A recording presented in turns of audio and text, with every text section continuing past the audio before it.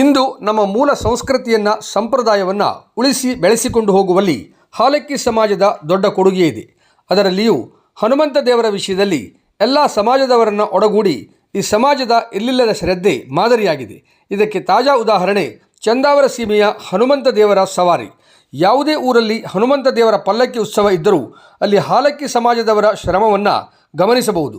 ಸಾಲ್ಕೋಡ್, ಬಾಳೆಗದ್ದೆ, ನಗರೆ, ಹೊಸಕೋಳಿ, ವಂದೂರ್, ನೀಲ್ಕೋಡ್ ಹೀಗೆ ಹಲವು ಊರುಗಳಲ್ಲಿ ಈ ಬಾರಿ ಪಲ್ಲಕ್ಕಿ ಉತ್ಸವ ಅತ್ಯಂತ ವಿಜೃಂಭಣೆಯಿಂದ ನೆರವೇರಿದ್ದು, ಕೊನೆಯದಾಗಿ ಜೂನ್ 23 ಸೋಮವಾರದಿಂದ ಜುಲೈ 4 ಶುಕ್ರವಾರದವರೆಗೆ ಹೊನ್ನಾವರ ತಾಲೂಕಿನ ಕಡ್ಲೆ ಗ್ರಾಮದ ಶ್ರೀ ಜಟಕೇಶ್ವರ ದೇವಾಲಯ ಕಡ್ಲೆಕೊಪ್ಪಕ್ಕೆ ಹನುಮಂತ ದೇವರ ಸವಾರಿ ಆಗಮಿಸಲಿದ್ದು, ಜುಲೈ 5ರಂದು ಮೂಲಸ್ಥಾನ ಚಂದಾವರಕ್ಕೆ ತೆರಳಲಿದೆ. 13 ದಿನಗಳ ಕಾಲ ವಾಸ್ತವ್ಯ ಇರುವ ಹನುಮನ ಸೇವೆಗಾಗಿ ಹಾಲಕ್ಕಿ ಸಮಾಜ ಸೇರಿದಂತೆ ಎಲ್ಲ ಸಮಾಜದವರು ಪಲ್ಲಕ್ಕಿ ಉತ್ಸವವನ್ನು ಯಶಸ್ವಿಗೊಳಿಸಲು ಕಂಕಣಬದ್ಧರಾಗಿದ್ದಾರೆ. ಊರಿಗೆ ಆಗಮಿಸುವ ಹನುಮಂತನ ಸ್ವಾಗತವೇ ಒಂದು ಅದ್ಭುತ. ಒಂದೆಡೆ ಜೈ ಶ್ರೀರಾಮ್ ಎಂಬ ಘೋಷಣೆ, ಇನ್ನೊಂದೆಡೆ ಡಿಜೆ ಸೌಂಡಿಗೆ ಯುವಕ ಯುವತಿ ಮಹಿಳೆಯರ ಕುಣಿತ, ದಾರಿಯುದ್ದಕ್ಕೂ ಜನಸಾಗರ, ಮತ್ತೊಂದೆಡೆ ಗುಡ್ಡ ಬೆಟ್ಟ ಕಲ್ಲುಗಳೆನ್ನದೇ ಸರಾಗವಾಗಿ ಸಾಗುವ ಪಲ್ಲಕ್ಕಿ. ಇದನ್ನೆಲ್ಲ ನೋಡುತ್ತಿರುವ ಜನ ಭಕ್ತಿಪರವಶರಾಗಿ ಮೂಕ ವಿಸ್ಮಿತರಂತೆ ನಿಂತು ನಮಸ್ಕರಿಸುತ್ತಾರೆ.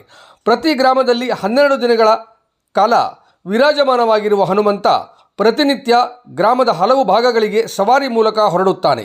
ಆ ಮೂಲಕ ಭಕ್ತರ ಮನೆಯಂಗಳದಲ್ಲಿ ನಿಂತು ದರ್ಶನ ನೀಡಿ ಅವರ ಸಕಲ ಕಷ್ಟಗಳನ್ನು ದೂರ ಮಾಡುತ್ತಾನೆ ಎನ್ನುವ ನಂಬಿಕೆ ಭಕ್ತರಲ್ಲಿ ಇದೆ.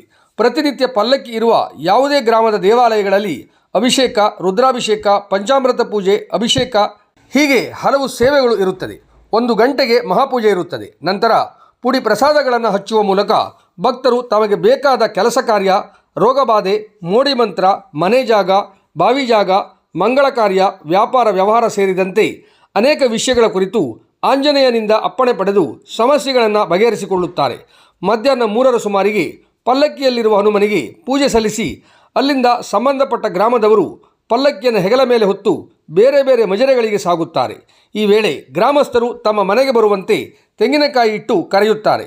ಆಗ ಪಲ್ಲಕ್ಕಿ ಅವರ ಮನೆಯತ್ತ ಸಾಗುತ್ತದೆ. ಇದು ಸ್ವತಃ ಹನುಮಂತನೇ ಪಲ್ಲಕ್ಕಿಯನ್ನು ಹೊತ್ತವರ ಮೂಲಕ ಕರೆದೊಯ್ಯುತ್ತಾನೆ. ಹೆಗಲು ಕೊಟ್ಟವರನ್ನು ತನ್ನ ಇಚ್ಛೆಗನುಸಾರವಾಗಿ ತಿರುಗಿಸುತ್ತಾ ಸಾಗುತ್ತಾನೆ. ಇಲ್ಲಿ ಸವಾರಿ ಮೂರ್ತಿಯನ್ನು ಕುಳ್ಳಿರಿಸಿ 2 ಅಥವಾ 4 ಜನ ಹೊತ್ತು ಸಾಗುತ್ತಾರೆ. ಬೇರೆ ಬೇರೆ ಊರುಗಳಲ್ಲಿ ಹನುಮನ ಪಲ್ಲಕ್ಕಿ ಇದೆಯೆಂದಾದರೂ ಚಂದಾವರ ಹನುಮಂತನ ಪಲ್ಲಕ್ಕಿ ಅತ್ಯಂತ ಶಕ್ತಿಯುತವಾದದ್ದು ಹಾಗೂ ವಿಶೇಷವಾದದ್ದು ಎನ್ನುವ ನಂಬಿಕೆ ಇದೆ. ಇದನ್ನು ಹೊತ್ತವರಿಗೆ ದೇವರ ಶಕ್ತಿಯೇನು ಎಂಬುದು ಅನುಭವಕ್ಕೆ ಬರುತ್ತದೆ.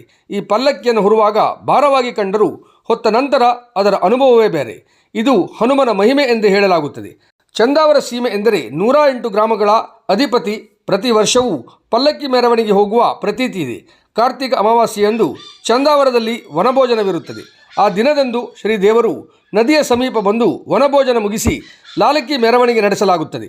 ವಿಶೇಷವಾಗಿ ಯಕ್ಷಗಾನ ಸೇವೆಯೂ ಇರುತ್ತದೆ. ತದನಂತರ 1 ವಾರದ ಬಳಿಕ ಅದೇ ಮಾಸದಲ್ಲಿ ಶ್ರೀದೇವರು ಸಂಚಾರಕ್ಕೆ ತೆರಳುತ್ತದೆ.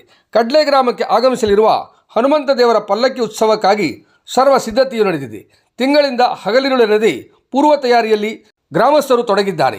ಪಲ್ಲಕ್ಕಿ ಉತ್ಸವದ ಯಶಸ್ಸಿಗಾಗಿ ಊರಿನ ಹಿರಿಯರಾದ MG ಹೆಗಡೆ ಕಡ್ಲೆ ಸಹಯೋಗದಲ್ಲಿ ಹಲವು ಸಮಿತಿಗಳನ್ನು ರಚಿಸಲಾಗಿದ್ದು, ಪ್ರತಿ ಸಮಿತಿಗಳಿಗೂ ಜವಾಬ್ದಾರಿಯನ್ನು ವಹಿಸಲಾಗಿದೆ. ಒಟ್ಟಾರೆ ಎಲ್ಲ ದಿನ ಬೇರೆ ಬೇರೆ ಸಮಾಜದ ಸೇವೆಗೆ ಅವಕಾಶ ಕಲ್ಪಿಸಲಾಗಿದ್ದು, ಹಲವು ಧಾರ್ಮಿಕ ಕಾರ್ಯಕ್ರಮಗಳು, ಭಜನಾ ಸೇವೆ, ಸಾಂಸ್ಕೃತಿಕ ಕಾರ್ಯಕ್ರಮಗಳು ನೆರವೇರಲಿದೆ. ಚಂದಾವರ ಸೀಮೆ ಹನುಮನ ಸ್ವಾಗತಕ್ಕಾಗಿ ಸಕಲ ಸಿದ್ಧತೆಗಳು ಭರದಿಂದ ಸಾಗಿದೆ.